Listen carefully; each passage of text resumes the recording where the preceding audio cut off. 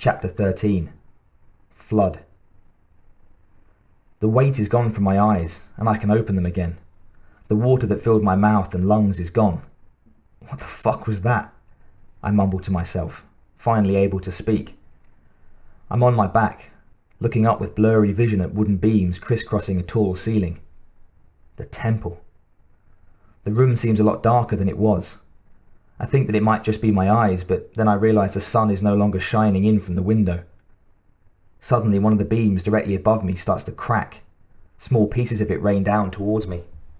I cover my eyes and roll away clumsily before getting groggily to my feet. "What did you do?" I hear the cleric ask. It takes me a second to remember whether I did anything or not. I remember that I did a lot of things. Which one is he talking about? "What?"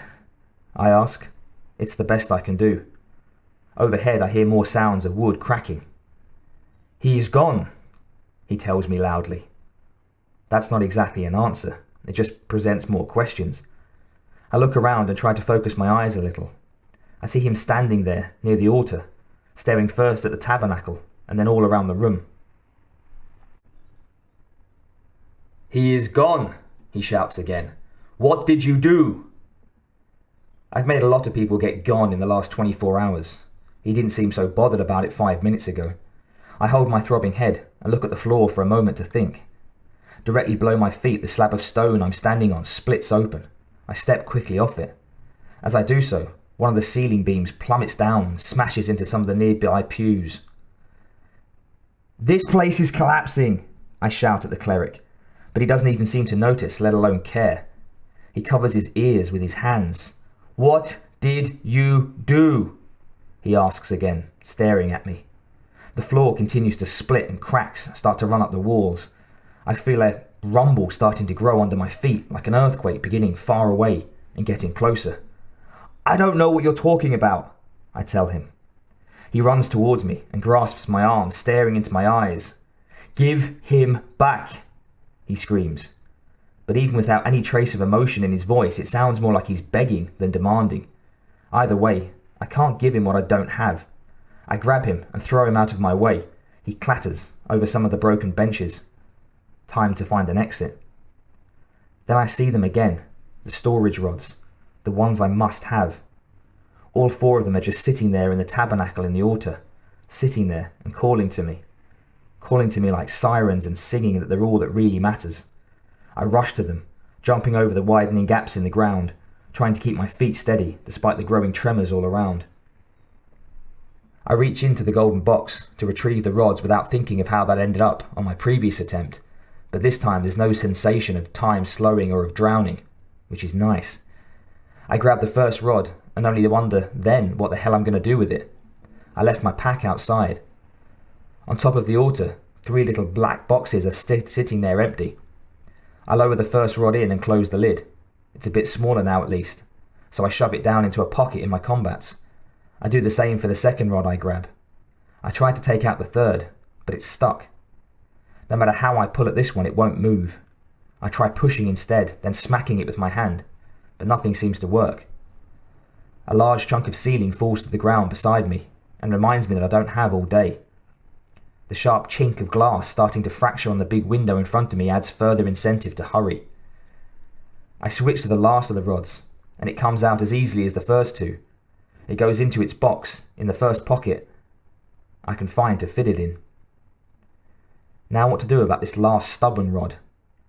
I stare at it as if I can somehow intimidate it free. That doesn't work. A tool is what I need, something to pry it loose. Then I can just carry it out of here. Though I don't know why exactly I want to, or what I'm supposed to do with it. That's not the point. Then I remember I've got the sword. It's not a crowbar, but it's metal, and it's all I've got. As the ground trembles, I turn to find the sword is no longer on the bench where I left it.